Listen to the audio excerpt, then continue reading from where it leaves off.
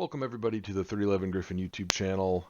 I wanted to talk about this post about the F-5E update from Eagle Dynamics. I've got positive and negative feedback, and I really do hope that Eagle Dynamics has somebody that sees this video at some point. Not because I want to say a bunch of negative stuff about you guys, but I just tend to get ignored.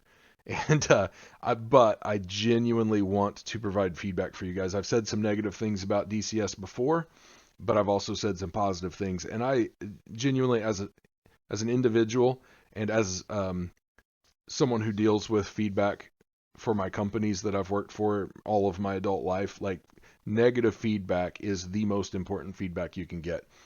Eagle Dynamics I'm going to come out of the gates with this one. Just so you guys know, you have a bit of a reputation in the community for not being able to take negative feedback. And it's something I think y'all need to work on. But you are better than you used to be, and quite honestly, you guys do a pretty good job. So I'm a big fan of Eagle Dynamics. I'm a big fan of DCS. I talk to a lot of people I know about how awesome DCS is. I think it's the best combat flight simulator available to non-military personnel on the planet, and I want to see it get better, and I don't want to see it get worse. This particular update by you guys is kind of an example of something that is going to do both. It's got negative and positive stuff, so I wanted to talk about it. I don't know how I feel about it totally yet. I'm kind of neutral about it. I'm sort of agnostic about it, and I'll tell you guys why. So, community, if you haven't seen this, DCS F-5E is going to be getting a paid update. So if you already own the F-5, you'll be able to get it for $9.99. If you don't own it, you'll just be paying full price. The F-5E will still be around, the original one, but you just won't get those updates. At least for now, it will be around and you'll be able to use it. If you want the new stuff, you'll have to buy the update. This is very similar to the A10C2. The difference is, and this is why I was mad when the A10C2 first, when they announced that update, and then when I saw it was getting actual new features, I wasn't so mad. And just so everybody knows, I bought it, and it was well worth the $9.99 update because the HMCS and the APKWS are just amazing. So I'm very happy that I bought that. The difference, though, between that one and this one is that the F-5E, as far as I can tell, doesn't have any new functionality. It's all look good stuff. It's all animations and more detailed models and stuff, which are cool, but I just don't think that's worth $9.99 for a mod. You know, like I just don't think it's worth it. So also, I think new Vortices, which that's not even gonna. These aren't even gonna come out like right whenever they release this updated module. So you'll still have to wait for that. You know, like it's which seems weird. I don't know that that's really that weird, but I think like vapor effects and bug fixes and damage modeling tuning should be free updates. Now it could be that there was a business decision made that we have these bugs. They're not that big of a deal. They're not like hampering anybody. Our users aren't blocked by those, so we're not going to fix them. And then they did this like we're going to update it and charge people for it. And then they're like, you know what? Because of that, we're going to throw these bug fixes in. So development team, go ahead and fix these bugs because we're working on it anyway. That could be what happened. If that is what happened, I think from a marketing perspective, I would have left this out. I would have just said we're not going to tell them, because what it looks like is you're charging me to fix bugs. So I don't think that's ever a good idea. You shouldn't charge people to fix bugs.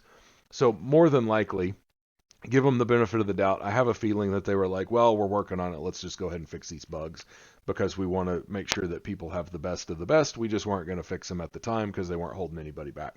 Maybe. Okay. So typically I think this kind of a thing is a bad idea. And the main reason I'm making this video is I don't want to see this kind of a business model come to any other modules or maps or anything like that. One of the negative things that happens is over time, if I don't buy this, over time, there's a much higher risk of me not being able to use my product anymore. Now, for right now, you're going to be able to use your old F5 Tiger, Tiger 2, which reminds me, I don't know if I said it yet. This is like, we're getting into Call of Duty territory here, which, by the way, stop buying Call of Duty games, everybody. They suck. Those people are they are literally just trying to take your money and putting out bad games over and over and over again. And I know some people enjoy the multiplayer stuff with Call of Duty and whatever, but like they keep breaking stuff and giving you worse and worse products, but charging you 70 and 80 bucks for it. So stop doing it. We have it way better in DCS. DCS is so much better than Call of Duty. I gotta take a Dr. Pepper break.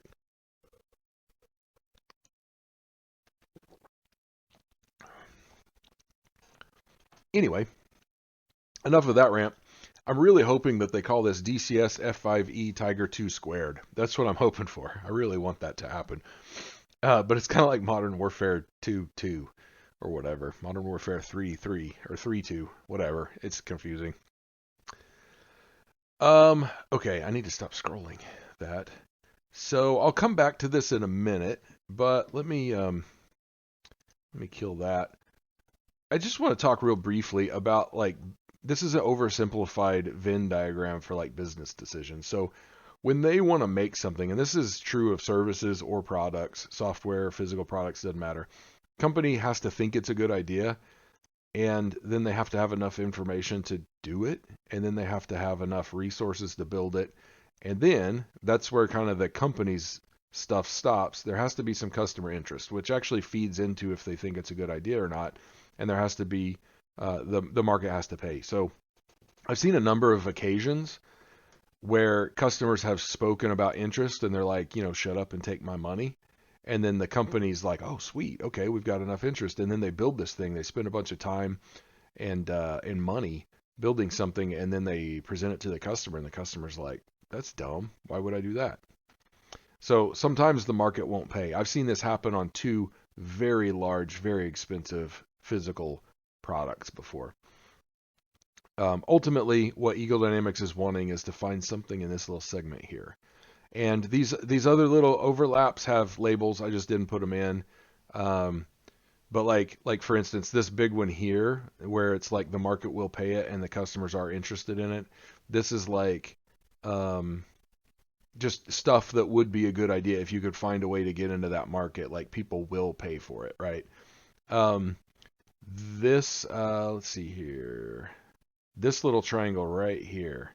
A good example of that is the Panavia Tornado before they were given the information to actually make it. DCS was like, customers are highly interested in the Panavia Tornado. They will pay for it, I guarantee it. Eagle Dynamics, I guarantee, thought it was a good idea, and they probably could allocate plenty of resources to do it, but they just couldn't get the information. So anyway, they're looking for something right in here. And clearly,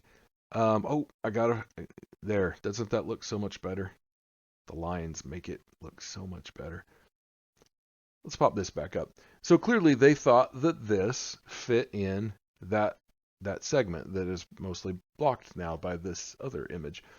And that's fine. Like I hope they make money on it. And this is where the positive effects come in. So like I've talked a little negatively about it. The positive effect is that I hope they make money because they need to be profitable, and we get a lot of like free updates anyway.